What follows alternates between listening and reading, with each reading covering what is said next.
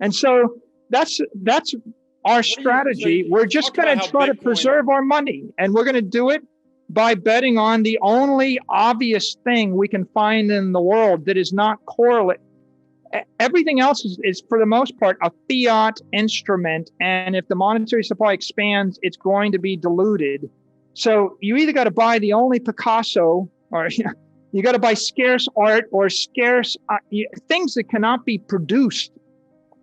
Or you buy Bitcoin, because Bitcoin is that scarce crypto asset that's got hundreds of billions of dollars behind it. There's a $250 trillion problem, and Bitcoin is the answer to it. That's the message out from MicroStrategy founder and billionaire Michael Saylor. Saylor believes that every investor on Earth is facing the same problem, a place to park your wealth in which the value of the wealth is not devalued over time. Saylor believes for the first time in history, Bitcoin solves this. Make sure to stick around to the end of the video where Saylor explains how Bitcoin will follow in the steps of Google and Facebook and create trillions of dollars of wealth for early investors. Also guys, only a small percentage of my viewers are actually subscribed. If you enjoy finance content, consider subscribing or liking the video. It's free and you can always change your mind. Now here's Michael Saylor with his Bitcoin outlook. Bitcoin is pure monetary energy. For the first time in the history of the world, we figured out how to create a software network that will store and channel monetary energy with no power loss. That's 1,000,000 times better than a gold network. It's better than an electrical network. If I want to hold $500 million of electricity and I put it in a battery, I lose 2% a month. There's a 24% inflation rate on an electric battery. You can only move electricity 500 miles and you lose 6% in the first transaction. Try to move $500 million of electricity from New York to Tokyo. Here's how you do it.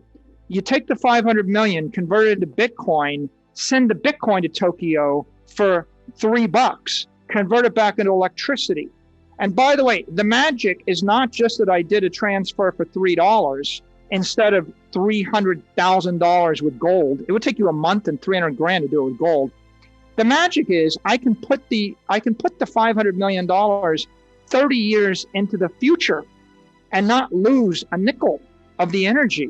Right, that's the beauty of this entire network. It's a network to channel monetary energy, which is the apex energy. Monetary energy is the sum of kinetic energy, potential energy, chemical energy, electrical energy, nuclear energy. All energies flow to monetary energy. We have a software network or a technology network for monetary energy. One last point. Google's an information network.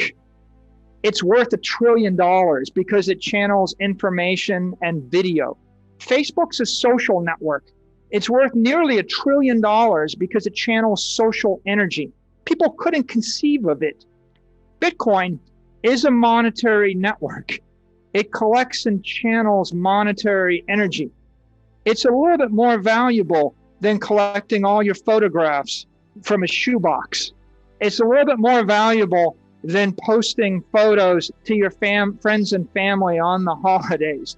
We're talking about tens of thousands of billion-dollar entities. They've all got a problem. Their monetary energy is being debased by 10 to 20% a year by the expansion of the monetary supply. They're all stampeding toward a solution. Is that going to be derivatives or equities or bonds, or what is the solution? Bitcoin is the first perfected crypto asset that serves as a long-term store of monetary energy. That's what's going on here. It's an invention, and it's John D. Rockefeller became the richest man in the world because he collected, stored, and channeled chemical energy. It's a simple idea. 99% of the world doesn't understand it. They're new to it. It's inconceivable because Facebook was an inconceivable idea a decade ago.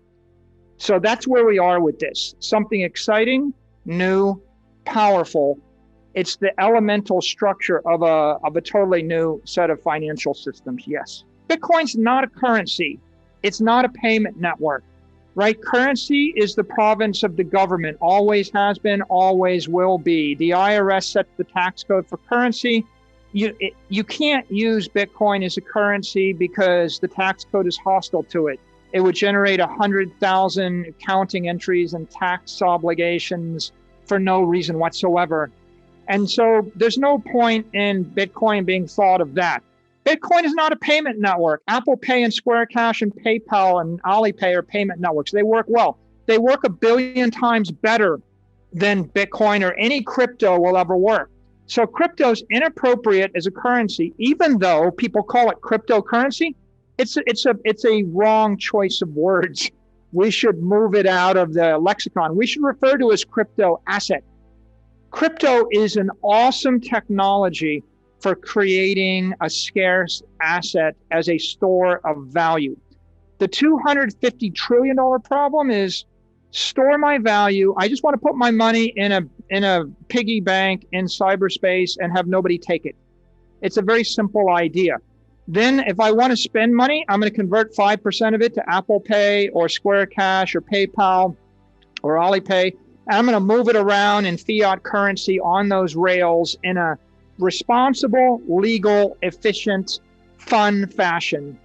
And let the governments be the governments. Let the big tech companies do what they do best. And Bitcoin is going to solve this last very simple issue, which is I just need pharmaceutical grade, synthetic, safe haven asset, synthetic gold with none of the hangover of gold, none of the bad problems, none of the problems with mining and hypothecation and centralization and corruption, but all of the good parts of it. Like I put my money in there and a decade from now, I've still got it and it hasn't been inflated away. You just bring us back to the fundamental issue. In the finance world, it's very rare to be able to buy anything you can't print more of. But in the engineering world, it's very rare to find a machine that works unless you plugged all the leaks, unless it respects conservation of energy, the first law of thermodynamics, and it's a closed system. What we're doing, by the way, Bitcoin is the singularity where engineering, science, and technology smashes into finance. And for the first time, we can finally apply Isaac Newton's laws and the laws of thermodynamics to protecting our money. And who wouldn't like to have a monetary system that works? I think it's important that people of character and conviction articulate the benefits of Bitcoin to the masses. There are billions of people on this planet that are living in a regime where the currency is collapsing. 1 billion that we just saw last month. And for them, this is a lifeboat against a currency collapse. If you're living in Argentina or Venezuela or Turkey or Lebanon or most of Africa, if you don't have this, then what choice do you have? I mean, they don't have the option to put their money with a hedge fund, in Connecticut. Right? They don't have an option to hire some professional money manager and convert it into dollars. So as Jack Dorsey said, this is an instrument of economic empowerment. And there are billions of people on the planet who have been deprived of a savings account where they won't lose all their stuff. And so we're going through a transition where people aren't sure what this is. I think it's a moral imperative to stand up and say to people, it's a good thing. It's a thing that's going to make the world better for billions of people that don't have a choice.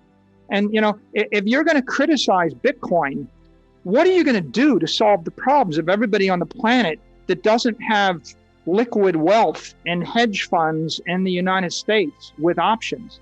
Because it's morally incumbent upon you to give them something to cling to in the event of a currency flood. So the reason we're talking about it is because it's the right thing to do for the world. As for what I think going forward, I think that if your choice is invest your money in bonds that are going to yield 2% while the monetary supply expands by 15%, you're looking at minus 13% real yield as if you're calculating asset inflation, right? So that doesn't make any sense. If I'm going to put my money into equities, I'm going to gamble. I've got to rebalance my equity portfolio every quarter based upon performance and competition and a million moving parts. That doesn't make sense. If I leave my money in cash fiat currency and I know that all the banks are going to print 10 or 20% more every year, that doesn't make sense. So the idea of adopting the Bitcoin standard is very simple.